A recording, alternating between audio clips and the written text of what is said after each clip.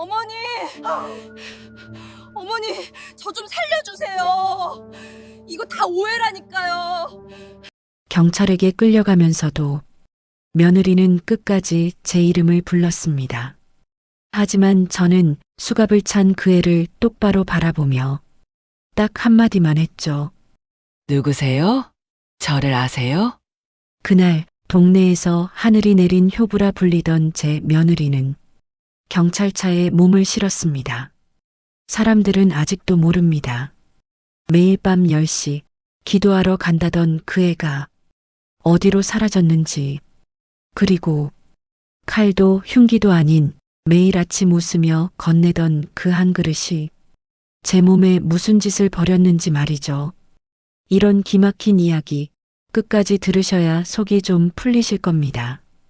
혹시 아직 구독 안 하셨다면 지금 한 번만 눌러주세요.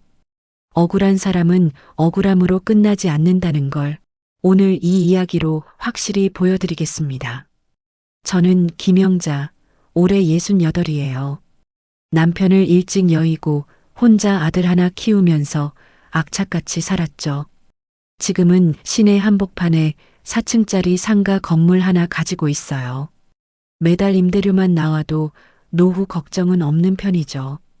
5년 전 아들 민호가 결혼했을 때 얼마나 기뻤는지 몰라요. 며느리 미진이는 첫인상부터 참 착했어요. 시어머니한테 꼬박꼬박 존댓말 쓰고 밥상도 예쁘게 차려주고요. 동네 사람들이 저한테 그러더라고요. 며느리 복 터졌다고요. 요즘 들어 제가 좀 이상해요. 가습을 끄는 걸 자꾸 깜빡해요. 어제는 현관문 잠갔는지 기억이 안 나서 3번이나 확인했어요. 지갑도 자꾸 어디 뒀는지 몰라서 집안을 뒤지고요. 어머니, 요새 피곤하신가 봐요. 제가 몸에 좋은 거 좀 해드릴게요. 미진이가 걱정스러운 얼굴로 제 손을 잡았어요. 그러고는 다음 날부터 매일 아침 녹용 보약을 다려왔죠. 냄비에서 김이 모락모락 나는 걸 보면 정성이 대단했어요. 어머니, 이거 드시면 기력도 좋아지고 머리도 맑아지실 거예요. 달콤하면서도 쌉싸래한 맛이 났어요. 한약 특유의 향이 집 안가득 퍼졌죠. 미진이는 제가 다 마실 때까지 옆에서 지켜봤어요. 마치 어린애 챙기듯이요. 그런데 이상한 건 그때부터예요. 약을 먹고 나면 머리가 더 멍해지는 것 같았거든요. 아침에 뭐 했는지 점심때쯤 되면 까먹고 저녁 먹고 나면 낮에 있었던 일이 안개처럼 흐릿해요. 어머니, 약 드셨어요? 미진이가 하루에도 몇 번씩 물어요. 마치 제가 정말 치매라도 걸린 사람처럼요. 처음엔 걱정해서 그러는 줄 알았어요. 근데 자꾸 반복되니까 기분이 이상하더라고요. 미진이한테는 한 가지 습관이 있어요. 매일 밤 10시만 되면 어김없이 외출을 하는 거예요. 어머니 건강 빨리 회복하시라고 새벽 기도 다녀올게요. 단정한 검은색 원피스에 화장기 없는 얼굴로 나가요. 손에는 성경책을 들고요. 동네 사람들이 그 모습 보고 감탄했어요. 요새 같은 세상에 저런 며느리가 어디 있냐고요. 저도 처음엔 기특했어요. 시어머니 건강을 위해 매일 밤 기도까지 가다니요. 근데 가만 생각해 보니 이상한 점이 있었어요. 교회는 10분 거리인데 새벽 2시, 3시에야 돌아오는 거예요. 미진아, 기도 시간이 왜 이렇게 길어? 어머니, 요즘 24시간 기도의 집에서 릴레이 기도하거든요. 제가 맡은 시간이 늦어서 그래요. 그럴듯한 대답이었어요. 저도 더 이상 묻지 않았죠. 그런데 어젯밤이었어요. 목이 말라서 물 마시려고 일어났는데 잠이 확 깼어요. 우리 집 베란다에서는 주차장이 훤히 보여요. 무심코 내려다봤는데 깜짝 놀랐죠. 화려한 빨간 원피스를 입은 여자가 주차장에 서 있었어요. 진한 화장에 높은 구두까지요. 그 여자가 낯익은 검은색 차에 타는데 헤드라이트 불빛에 얼굴이 확 비쳤어요. 미진이었어요. 기도 간다던 우리 며느리요. 그날 밤 이후로 잠을 제대로 못 잤어요. 눈만 감으면 빨간 원피스를 입은 미진이가 어둠 속으로 사라지는 장면이 떠올랐어요. 다음 날 아침 미진이는 언제 그랬냐는 듯 평소처럼 웃으며 아침상을 차렸어요. 어머니, 잘 주무셨어요? 오늘 날씨 좋은데 산책 나가실래요? 저는 아무렇지 않은 척 고개를 끄덕였어요. 근데 속으로는 계속 어젯밤 일이 맴돌았죠. 혹시 남자라도 만나는 건가? 우리 민호는 모를까? 저도 며느리를 의심하고 싶지 않았어요. 5년 동안 한결같이 잘해준 미진이잖아요. 그런데 자꾸 이상한 생각이 들었어요. 그날 저녁도 어김없이 10시가 됐어요. 미진이가 가방을 메고 현관으로 향했죠. 어머니, 기도 다녀올게요. 기다리지 말고 주무시고 계세요. 그래, 조심히 다녀와. 현관문이 닫히는 소리가 들렸어요. 저는 재빨리 베란다로 나갔어요. 어둠 속에서 주차장을 지켜봤죠. 10분쯤 지났을까요? 미진이가 나타났어요. 역시나 빨간 원피스에 진한 화장이었어요. 낮에 봤던 수수한 모습은 온데간데 없었죠. 곧이어 낯선 외제차 한 대가 들어왔어요. 미진이가 조수석 문을 열고 탔어요. 차 안에서 남자와 뭔가 얘기를 나누더니 웃으며 어깨를 기댔어요. 가슴이 철렁했어요. 우리 민호는 저 사실을 알까요? 아니, 모를 거예요. 아들은 매일 밤 10시면 어김없이 잠들거든요. 그래, 증거를 찾아야 해. 확실한 걸로. 다음 날 미진이가 낮잠을 잤어요. 요즘 따라 낮에 자는 시간이 많아졌어요. 밤에 늦게까지 안 들어오니 당연하겠죠. 저는 조용히 현관 신발장에서 미진이 차 키를 꺼냈어요. 손이 떨렸어요. 혹시 들킬까봐 심장이 쿵쾅거렸죠. 주차장까지 내려가는데 다리에 힘이 없었어요.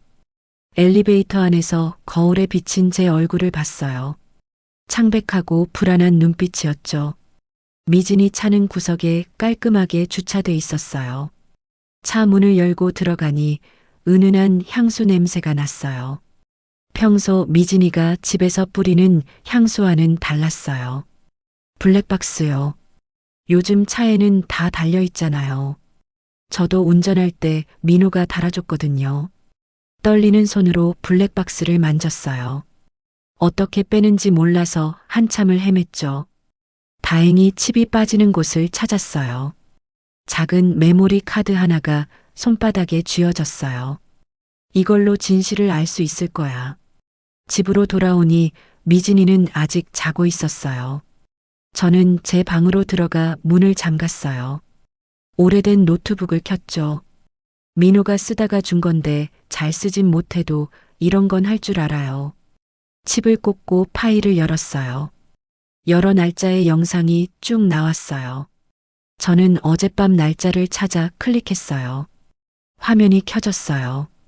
어두운 주차장, 미진이가 차에 타는 모습이 보였어요. 조수석 문이 열리고 남자 목소리가 들렸죠. 오늘은 어때? 그 늙은 것 약 먹이고 있지? 저는 숨이 멎는 줄 알았어요. 늙은 것이라니요. 그게 저를 말하는 건가요? 미진이 목소리가 들렸어요. 당연하죠, 사장님. 매일 아침 보약이랍시고. 미진이가 말을 멈췄어요. 남자가 웃었죠. 이제 슬슬 헛것도 보일 때 됐는데. 어제는 벽 보고 대화하더라고요. 미진이가 깔깔 웃는 소리가 들렸어요. 남자도 함께 웃었죠. 제 손이 떨렸어요. 아니, 온몸이 떨렸어요. 영상이 거기서 끊어졌어요. 저는 일시정지 버튼을 눌렀어요. 더 이상 볼 용기가 없었거든요. 노트북 화면을 보며 한참을 앉아 있었어요. 며느리가 저를 늙은 것이라고 불렀어요.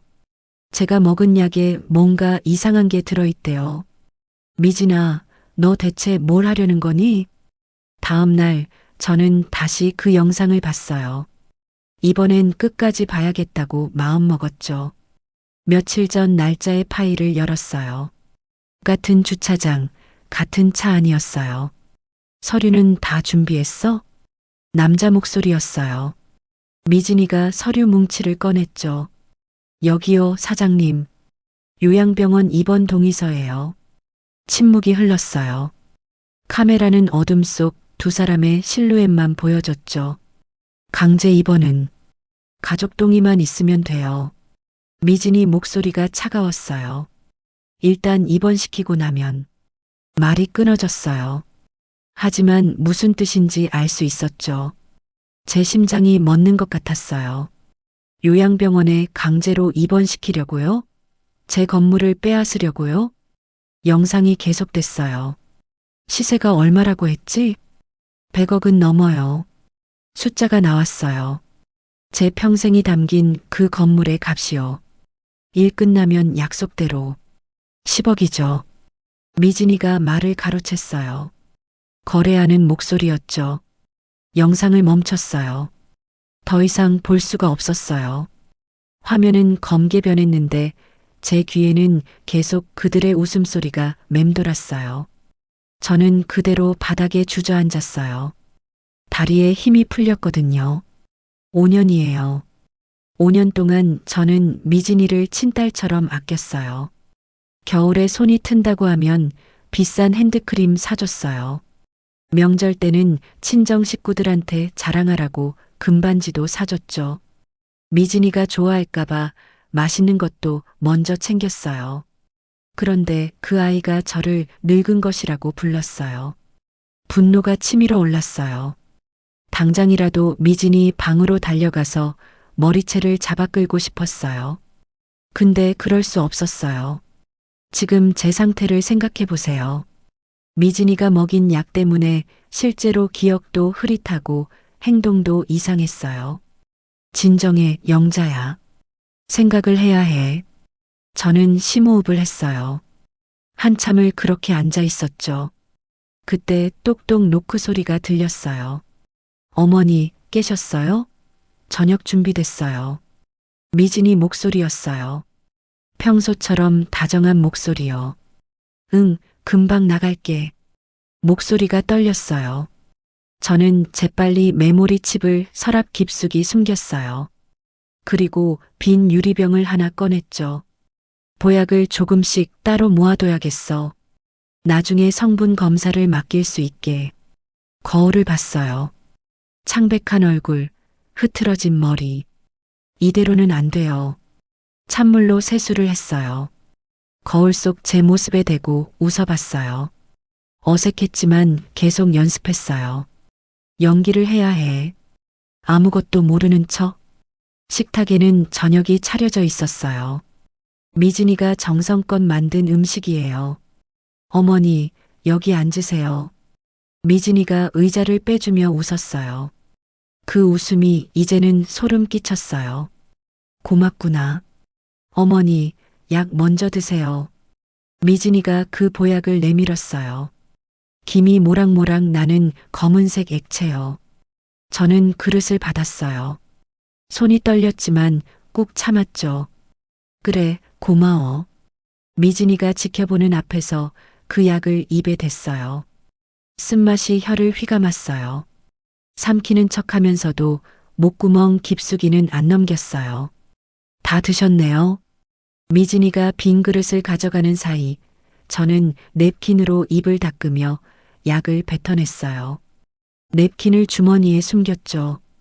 화장실에 가서 준비해둔 유리병에 약을 짜냈어요. 검은 액체가 병 바닥에 고였죠. 이것도 증거야. 그날 밤 저는 계획을 세우기 시작했어요. 다음 날 아침 저는 일부러 멍한 표정으로 거실을 배회했어요. 손에 든 컵을 그대로 싱크대에 놓으려다가 바닥에 떨어뜨렸죠. 쨍그랑 소리가 크게 울렸어요. 어머니, 괜찮으세요? 미진이가 달려왔어요. 얼굴에는 걱정이 가득한데 눈빛은 달랐어요. 내가 지금 뭐 하려고 했더라? 컵을 들고 계셨잖아요. 미진이가 깨진 컵을 주우며 흘낏 저를 봤어요. 입가에 미세한 미소가 스쳤죠. 저는 속으로 이를 악물었어요. 하지만 얼굴에는 더 어리둥절한 표정을 지었죠. 미진아, 너 언제 왔니? 어머니, 저 여기 살잖아요. 며느리예요. 아, 그래. 며느리. 미진이 눈이 반짝였어요. 마치 계획대로 되어간다는 듯이요. 점심 무렵이었어요. 민호가 회사에서 전화를 했어요. 엄마, 오늘 괜찮으세요? 민호야, 엄마 괜찮아. 요즘 자꾸 깜빡하신다면서요. 괜찮다니까. 전화를 끊고 나니 미진이가 옆에 서 있었어요. 어머니, 병원 한번 가보시는 게 어때요? 병원은 무슨, 나 안 아파. 미진이가 제 팔을 잡았어요. 부드럽게요. 근데 그 손에 힘이 들어가 있었어요. 싫다고 했잖아. 저는 팔을 빼냈어요. 미진이 표정이 순간 굳었다가 다시 웃었어요. 그날 저녁에도 약을 줬어요. 저는 마시는 척하고 화장실에 가서 뱉어냈어요. 조금은 유리병에 따라서 증거로 모았고요. 며칠이 지났어요. 저는 점점 더 심하게 연기했어요. 식사 중에 수저를 떨어뜨렸어요. 민호가 보는 앞에서 미진이 이름을 못 알아보는 척도 했죠.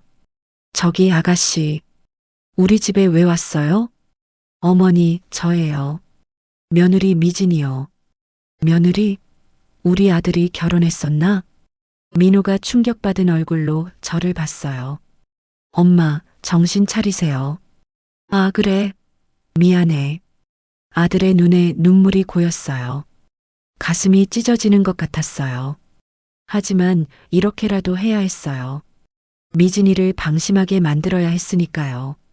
어느 날 밤 저는 일부러 거실에서 벽을 보고 중얼거렸어요.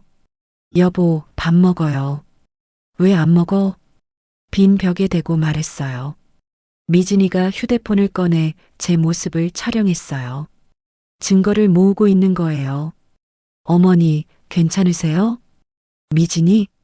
우리 미진이가 왜 둘이야? 제가 허공을 가리키며 숫자를 세었어요. 미진이가 계속 촬영했죠.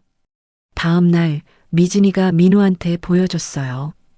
여보, 어머니 상태가 심각한 것 같아요. 영상을 보던 민호가 고개를 떨어뜨렸어요. 엄마를 병원에 모셔야 할까요? 그게 나을 것 같아요. 밤 10시 미진이가 또 나갔어요. 저는 베란다에서 지켜봤죠. 그리고 저는 행동했어요. 민호 몰래 동네 병원에 전화를 걸었어요. 선생님, 혈액 검사 예약하고 싶은데요. 어떤 검사가 필요하신가요? 제가 요즘 기억이 자꾸 흐려지고 머리가 멍해요. 혹시 몸에 이상한 성분이 있는지 확인하고 싶어요. 다음 날 아침 일찍 미진이 몰래 병원에 갔어요. 피를 뽑고 보관해둔 보약 샘플도 함께 제출했죠. 할머니, 일주일 후에 결과 나옵니다. 네, 고맙습니다. 그런데 선생님, 이거 아무한테도 말씀하지 말아주세요. 의사 선생님이 고개를 끄덕였어요. 집으로 돌아왔어요. 이제 증거가 하나씩 모이고 있었어요. 조금만 더 참아, 영자야. 며칠 후 미진이의 움직임이 심상치 않았어요. 어머니, 오늘 날씨 좋은데 외곽으로 드라이브 갈까요? 갑자기 왜? 어머니 기분 전환도 시켜드리고요. 제 심장이 빨리 뛰었어요. 블랙박스 영상이 떠올랐거든요. 좋아, 가자. 저는 웃으며 대답했어요. 하지만 화장실에 가서 재빨리 민호한테 문자를 보냈죠. 엄마 오늘 미진이랑 외출한다. 외곽 쪽으로 간대. 혹시 연락 안 되면 위치 추적해라. 중요해. 문자를 보내고 바로 지웠어요. 차에 탔어요. 미진이가 운전대를 잡았죠. 어머니, 음료수 드세요. 미진이가 페트병을 건넸어요. 뚜껑이 따져 있었어요. 고마워. 저는 받아서 마시는 척 했어요. 입술만 살짝 적시고 뚜껑을 닫았죠. 어머니, 좀 더 드세요.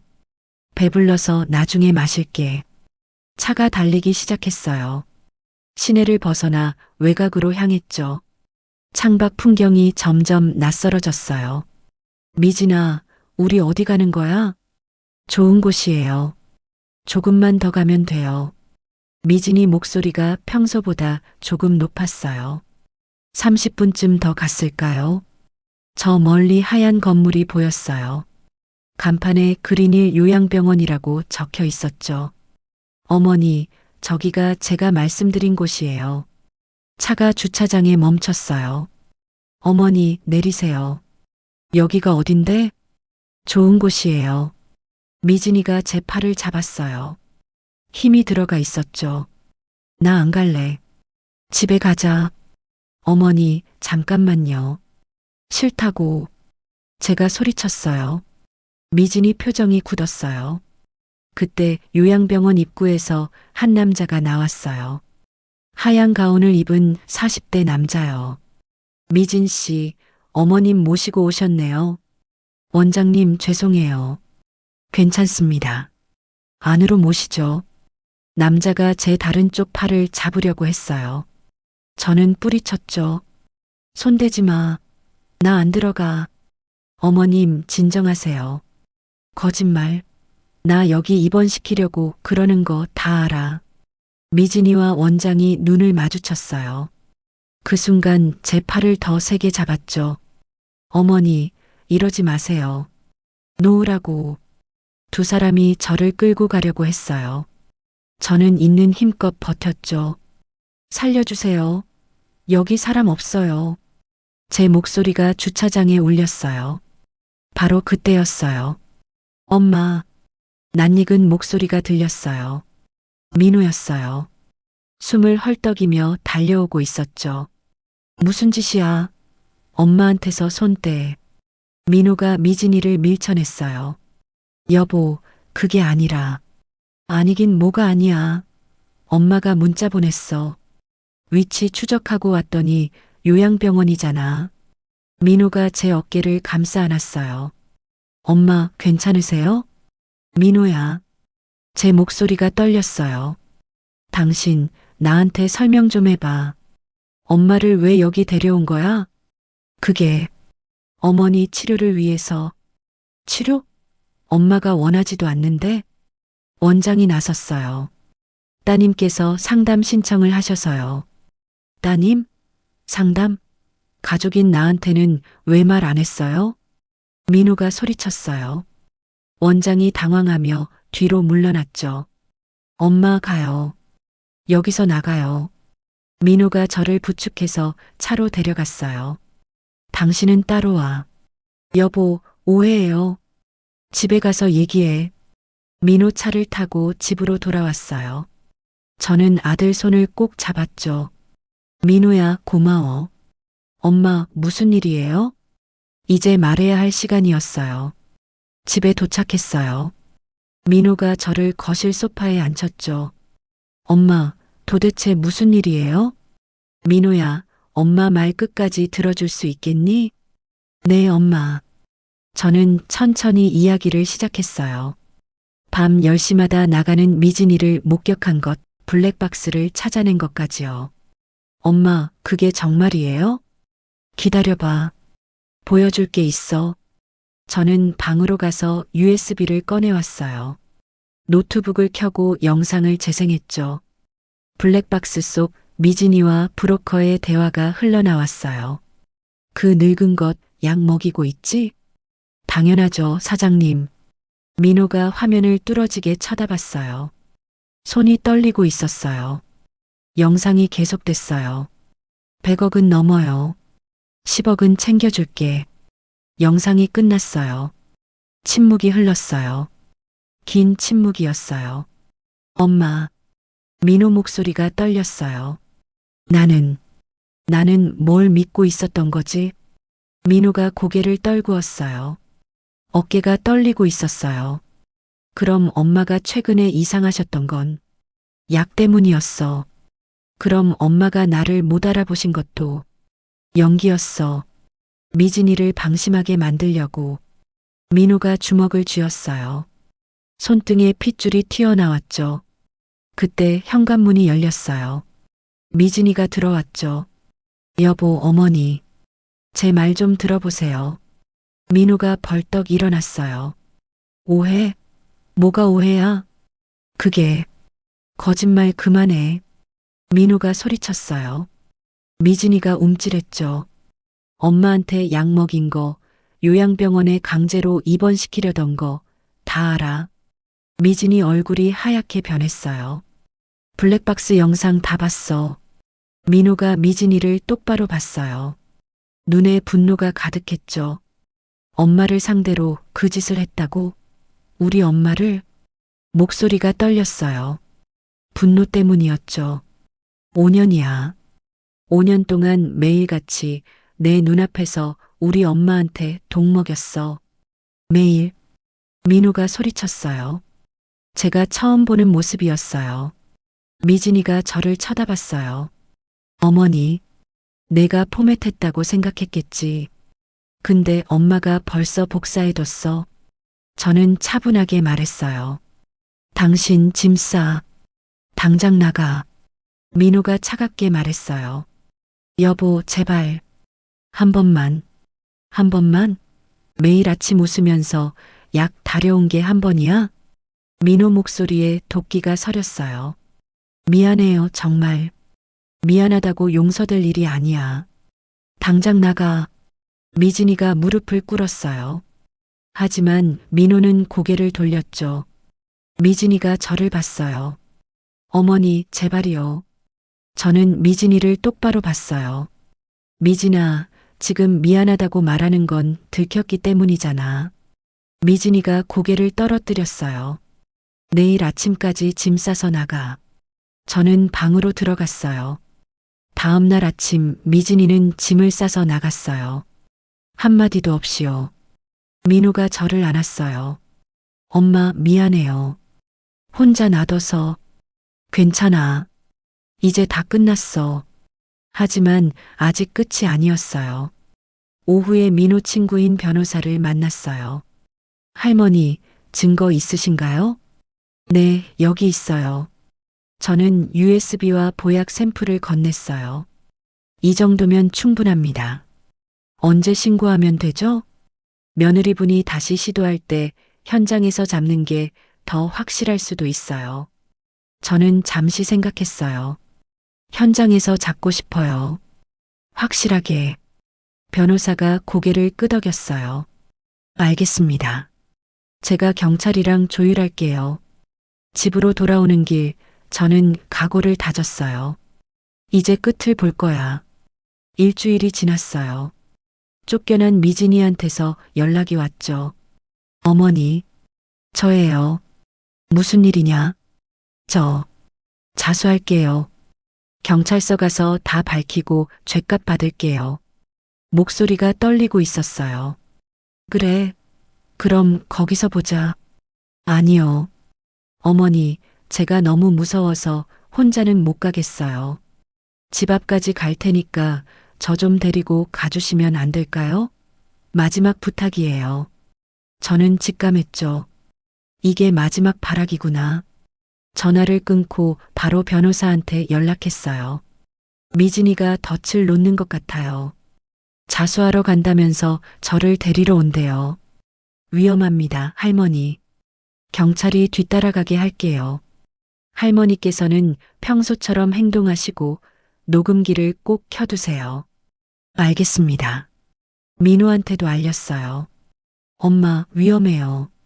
제가 같이 갈게요. 아니야. 내가 있으면 미진이가 눈치챌 거야. 경찰이 따라온대. 걱정 마. 다음 날 오전 10시 미진이 차가 아파트 입구에 섰어요. 저는 미리 준비한 소형 녹음기를 주머니에 켜두고 차에 탔죠. 어머니, 죄송해요. 미진이는 퀭한 얼굴이었어요. 운전대를 잡은 손이 하얗게 질려 있었죠. 차가 출발했어요. 어머니, 이거 좀 드세요. 미진이가 뚜껑이 따진 드링크병을 건넸어요. 경찰서 가면 조사받느라 힘드실 텐데. 기운 차리셔야죠. 말은 공손했지만 눈은 제 반응을 살피고 있었어요. 아직도 그러는구나. 저는 병을 받아들었을 뿐이에요. 미진이가 만족한 듯 고개를 끄덕였죠. 차가 사거리를 지났어요. 미진아, 경찰서는 좌회전 아니니? 아, 네. 지름길로 가려고요. 하지만 차는 점점 시내를 벗어나고 있었어요. 속도가 빨라졌죠. 미진아, 너 어디 가는 거야? 침묵이 흘렀어요. 미진이가 백미러로 저를 봤죠. 어머니, 목소리가 180도 변했어요. 자수는 무슨, 내가 감방에 왜 가요? 너, 이게 무슨 짓이야? 어머니가 요양병원만 들어가 주시면 민호 마음 돌리는 건 시간 문제예요. 그 건물이 있는데 내가 포기할 것 같아요? 본색을 드러낸 거죠. 약은 이제 필요 없어요. 어머니 정신이 아니라 어머니 서명만 있으면 되니까요. 미진이가 차를 더 빨리 몰았어요. 서류는 다 준비돼 있어요.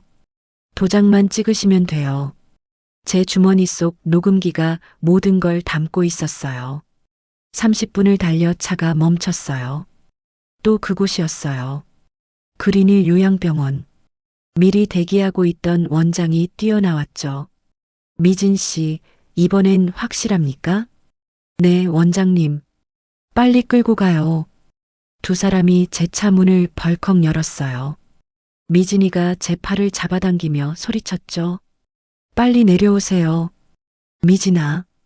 제가 고개를 번쩍 들고 미진이의 손목을 낚아챘어요.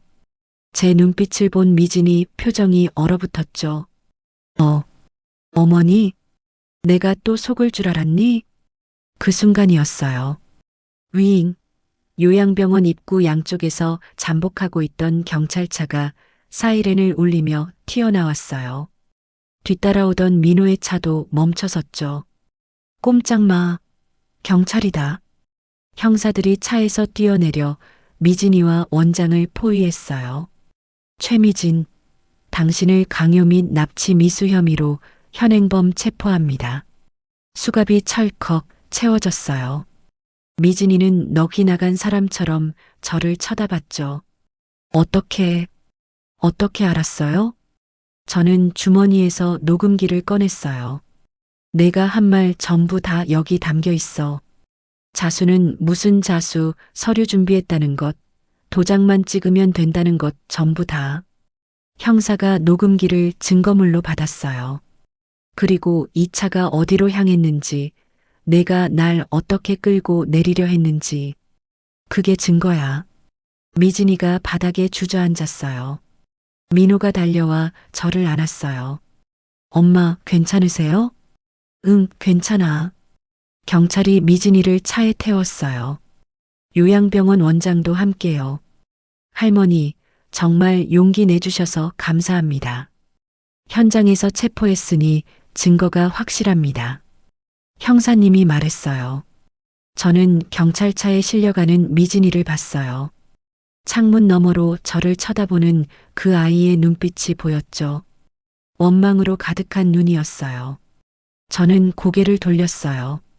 민호야, 집에 가자. 네, 엄마. 차에 타는데 다리에 힘이 풀렸어요. 긴장이 풀린 거예요. 정말 끝났구나. 집으로 가는 길 창밖을 보며 생각했어요. 밤 10시마다 나가던 며느리는 이제 없어요. 매일 아침 그 보약을 다려오던 손길도 없어요. 이제 평화가 올 거예요. 변호사한테서 전화가 왔어요. 할머니, 브로커도 체포됐습니다. 재판은 한 달 후에 시작될 예정입니다. 고맙습니다, 변호사님. 할머니께서 정말 대단하십니다. 전화를 끊고 창밖을 봤어요. 석양이 아름다웠어요. 끝이 보였어요. 진짜 끝이요. 한 달 후 재판이 열렸어요. 법정에 선 미진이는 초췌한 모습이었어요. 검사가 증거를 제시했어요. 블랙박스 영상, 혈액 검사 결과, 보약 샘플까지요. 피고인은 피해자에게 지속적으로 정신을 흐리게 하는 약물을 먹였고 재산을 편취하려 했습니다. 방청석에서 웅성거리는 소리가 들렸어요. 마지막 진술 시간이 왔어요. 저도 증언대에 섰죠. 피해자께서 하실 말씀 있으십니까? 판사님이 물으셨어요. 네. 저는 미진이를 봤어요. 미진아, 나는 너를 5년 동안 친딸처럼 아꼈어. 미진이가 고개를 숙였어요. 그런데 너는 나를 늙은 것이라고 불렀어. 돈이 필요하면 말을 했어야지. 근데 너는 나를 천천히 죽이려고 했어. 법정이 조용해졌어요. 난 용서할 수 없어. 절대로. 판사가 판결을 내렸어요.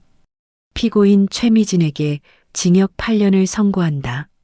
미진이가 무너졌어요. 하지만 저는 담담히 지켜봤죠. 집으로 돌아왔어요. 저는 냉장고로 갔어요. 미진이가 만들어놨던 보약들이 아직 남아 있었어요. 하나씩 꺼내서 싱크대에 부었어요. 검은 액체가 배수구로 흘러내렸죠. 마지막 병까지 비우고 나니 속이 시원했어요. 이제 끝이야. 베란다로 나갔어요. 밤 풍경이 펼쳐졌죠. 밤 10시요.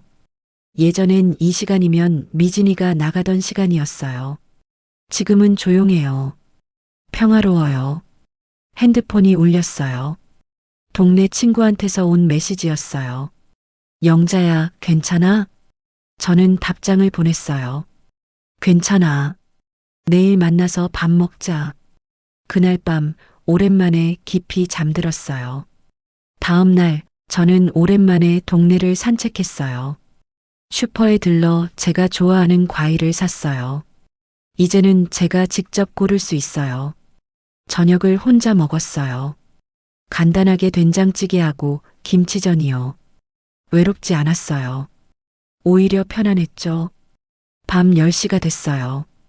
예전 같으면 두려운 시간이었어요. 며느리가 무슨 짓을 하는지 몰랐으니까요. 근데 지금은 달라요. 하루가 끝나가는 평범한 시간이에요. 현관문이 열리지 않아요. 누가 몰래 나가지 않아요. 베란다로 나가 주차장을 내려다봤어요. 텅 비어 있었죠. 낯선 차도 없고 빨간 원피스를 입은 여자도 없어요. 이제 끝났구나. 거울을 보니 제 얼굴이 보였어요. 68살 김영자요. 며느리한테 속고 약 먹고 요양병원에 끌려갈 뻔했지만 결국 이겨낸 여자요. 영자야, 수고했어. 이제부터는 내 인생을 살자. 사람들은 늘 말합니다. 설마 가족이 그럴 리가 있겠어. 그래도 며느리인데 한번 봐주지. 하지만 오늘 보셨듯이 내 목숨을 노린 사람은 가족이 아니라 적일 뿐입니다. 며느리는 착해서 그런 게 아니었고 실수였던 것도 아닙니다. 처음부터 제 돈 100억을 노리고 저를 정신병원에 가두기 위해 치밀하게 계산했을 뿐이죠. 많은 분들이 궁금해 하시더군요. 그래서 며느리는 어떻게 됐느냐고요? 그날 이후 그녀는 전 재산 몰수와 함께 실형 8년을 선고받았습니다. 감옥에서 보낸 편지요? 뜯지도 않고 쓰레기통에 버렸습니다. 더 이상 제 가족이 아니니까요. 어떤 분들은 제가 너무 매정하다고 할지도 모릅니다. 하지만 기억하세요. 착하게 당해주는 게 미덕인 시대는 지났습니다. 문제는 착한 사람이 아니라 그 착한 사람의 선의를 먹고 사는 자들이니까요. 저는 이제 제 돈 쓰면서 남은 인생 아주 화려하게 살아보려 합니다. 그게 저를 망가뜨리려던 사람에게 보여줄 수 있는 가장 완벽하고 잔인한 복수일 테니까요. 억울한 일 당하고 계신 분들 절대 참지 마세요. 선을 넘은 자에게는 반드시 그에 합당한 대가를 치르게 해야 합니다. 오늘의 이야기가 통쾌하셨다면 구독과 좋아요로 이 결말에 동의해 주세요. 여러분이라면 이 상황에서 어떤 선택을 하셨을지 댓글로 남겨주셔도 좋아요.